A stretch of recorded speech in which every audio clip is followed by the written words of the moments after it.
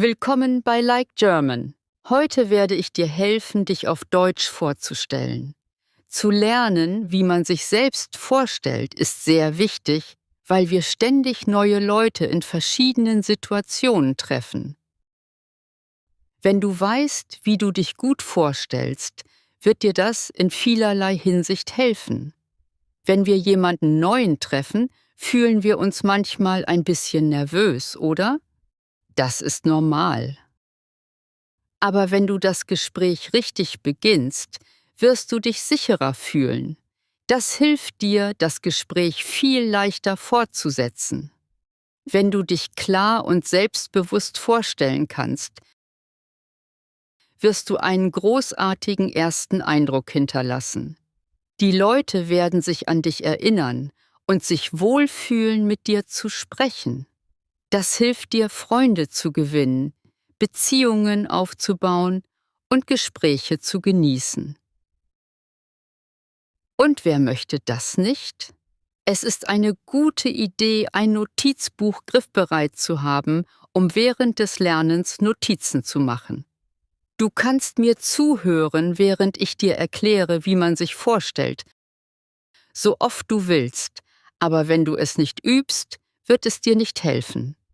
Du musst die Worte und Phrasen verwenden, die ich dir beibringe, damit sie für dich nützlich werden. Also, wenn du bereit bist zu lernen, lass es mich in den Kommentaren wissen. Wenn du auch einen Freund oder Kollegen kennst, der Deutsch lernen möchte, teile diese Lektion mit ihm. Stelle sicher, dass du den Kanal abonnierst und lass uns anfangen. Stell dir vor, jemand fragt dich, erzähl mir von dir. Du möchtest ruhig und selbstbewusst antworten, oder? Das ist unser Ziel heute.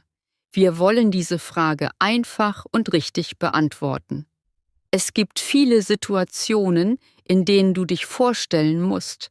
Einige sind formell, wie bei einem Vorstellungsgespräch, und andere sind informell, wie bei einer Party.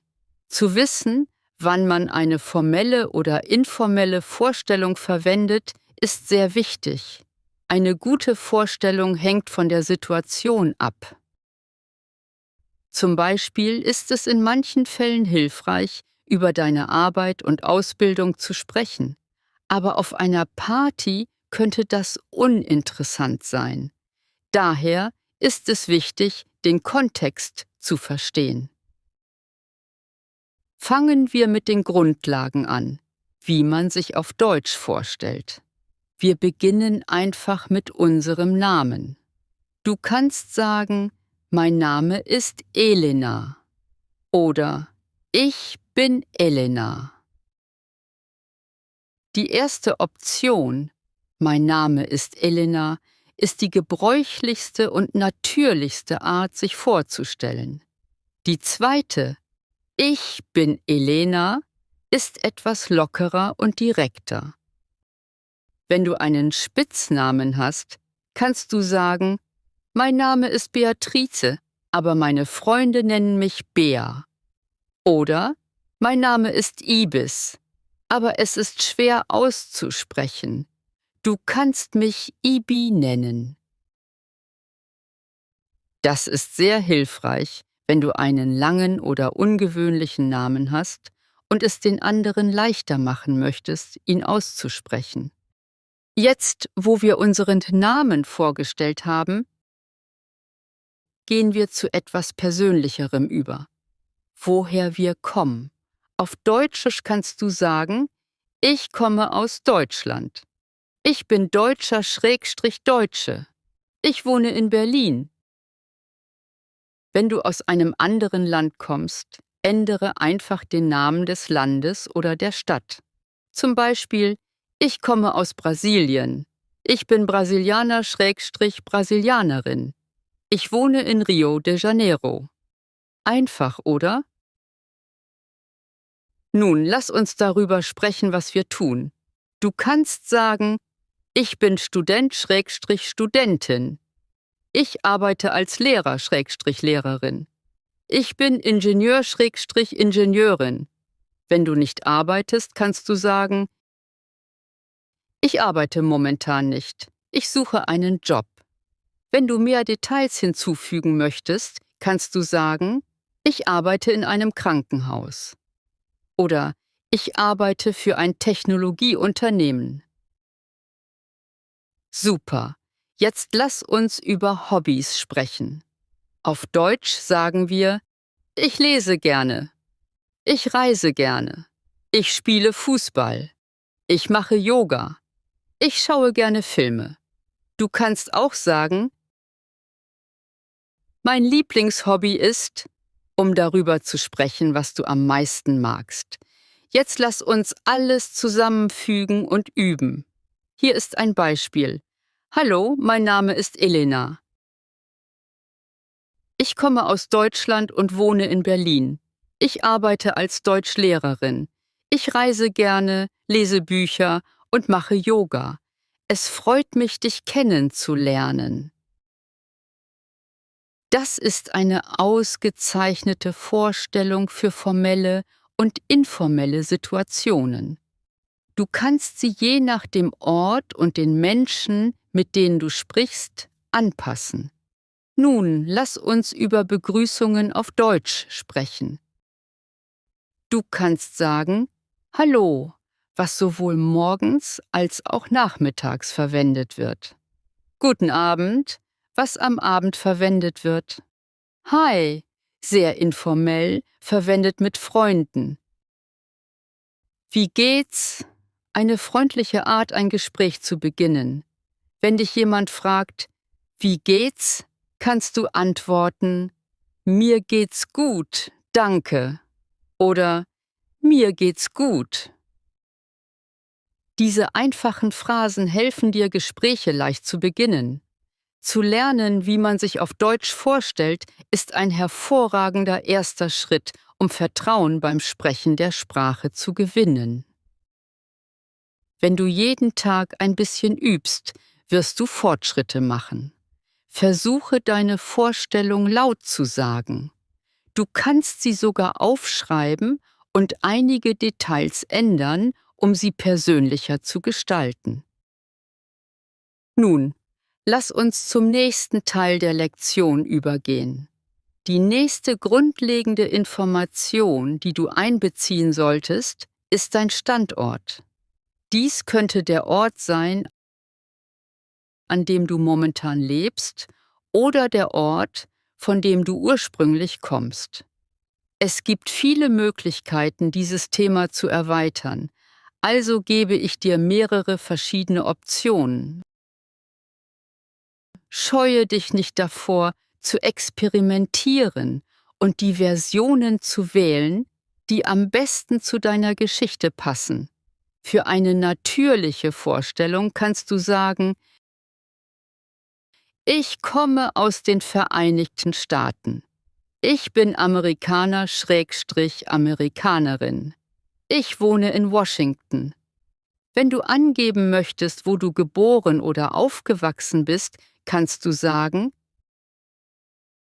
ich wurde in New York geboren. Ich bin in Kalifornien aufgewachsen.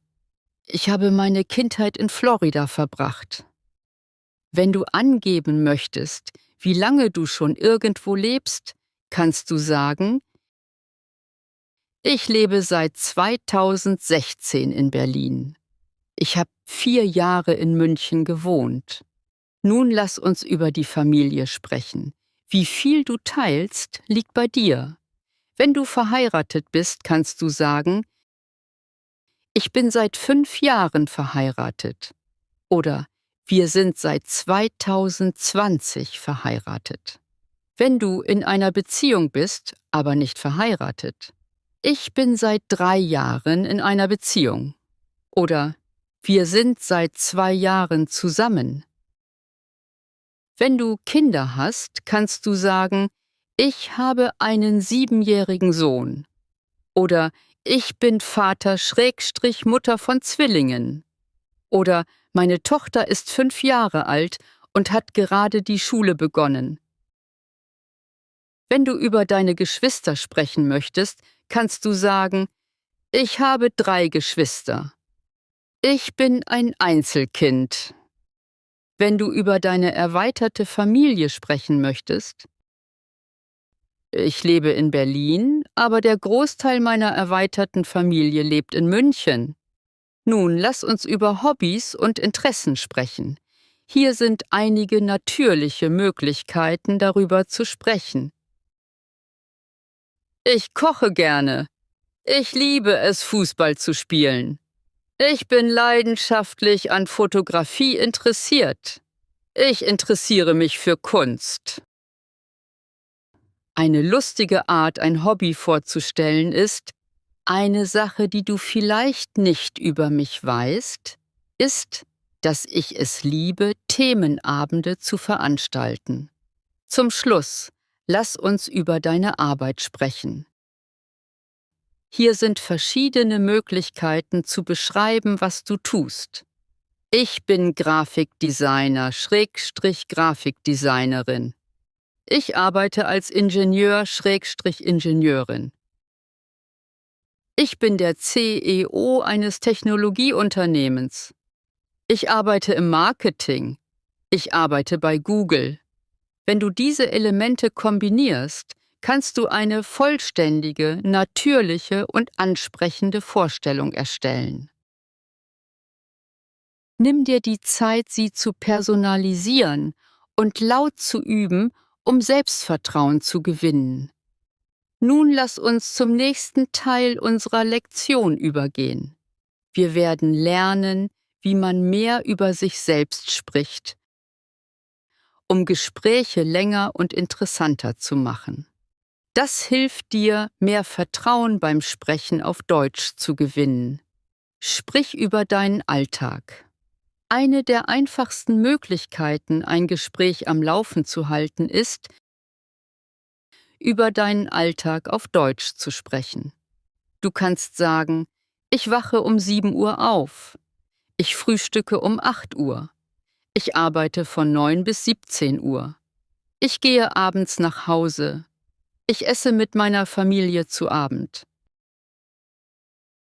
Ich gehe um 10 Uhr ins Bett. Du kannst auch Aktivitäten hinzufügen, die du regelmäßig machst.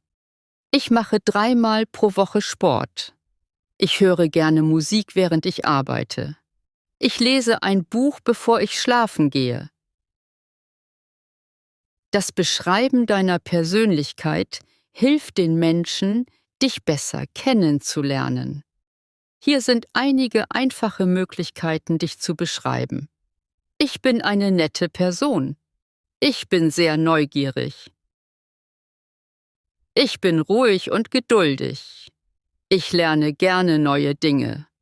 Wenn du über Dinge sprechen möchtest, die du nicht magst. Ich mag es nicht, zu spät zu sein. Ich mag keine Horrorfilme. Sprich über deine Träume und Ziele. Deine Träume und Ziele zu teilen, macht deine Vorstellung interessanter. Hier ist, wie du es auf Deutsch sagst: Mein Traum ist es, um die Welt zu reisen. Ich möchte Arzt/Ärztin werden. Ich würde gerne Klavier spielen lernen. Mein Ziel ist es, mein Deutsch zu verbessern. Du kannst auch darüber sprechen, warum du Deutsch lernst. Ich lerne Deutscher, weil ich die deutsche Kultur liebe. Ich möchte Deutsch sprechen, um nach Deutschland zu reisen. Ich studiere Deutsch für meinen Job. Stelle Fragen, um das Gespräch am Laufen zu halten. Wenn du jemanden triffst, zeigt das Stellen von Fragen, dass du an ihm interessiert bist. Hier sind einige einfache Fragen auf Deutsch. Wie heißt du? Woher kommst du? Wo wohnst du? Was machst du beruflich? Was sind deine Hobbys? Was machst du gerne in deiner Freizeit? Wenn jemand antwortet, kannst du mit Phrasen wie „Ah, das ist interessant. Ich auch, das mag ich. Das ist großartig“ reagieren. Sprich über deine Vorlieben. Eine weitere lustige Art, über sich selbst zu sprechen, ist, deine Lieblingsdinge zu teilen. So sagst du es auf Deutsch. Mein Lieblingsfilm ist. Meine Lieblingsfarbe ist blau. Ich liebe italienisches Essen. Mein Lieblingsbuch ist. Teile interessante Fakten über dich. Manchmal kann ein interessanter Fakt deine Vorstellung unvergesslich machen. Hier sind einige Beispiele. Ich habe 10 verschiedene Länder besucht. Ich spreche 3 Sprachen. Ich liebe es, Briefmarken zu sammeln. Ich mag keinen Kaffee, obwohl alle um mich herum ihn lieben. Übung macht den Meister. Jetzt, wo wir verschiedene Möglichkeiten durchgegangen sind, über sich selbst zu sprechen, lass uns alles zusammenfügen. Hier ist ein Beispiel. Hallo, mein Name ist Elena. Ich komme aus Deutschland und wohne in Berlin. Ich arbeite als Deutschlehrerin. Ich reise gerne, lese Bücher und mache Yoga. Ich bin eine neugierige Person und lerne gerne neue Dinge. Mein Traum ist es, irgendwann Japan zu besuchen. Und du? Wie heißt du? Woher kommst du? Herzlichen Glückwunsch! Du hast alle 3 Teile dieser Lektion abgeschlossen. Du hast gelernt, dich vorzustellen, über deinen Alltag zu sprechen und persönliche Geschichten auf Deutsch zu teilen. Übe weiter und du wirst selbstbewusster und fließender werden. Wenn dir diese Lektion gefallen hat, vergiss nicht, das Video zu liken, zu kommentieren und den Kanal zu abonnieren. Teile deine Geschichte in den Kommentaren. Ich würde sie gerne lesen. Danke, dass du mit mir gelernt hast. Auf Wiedersehen und bis bald.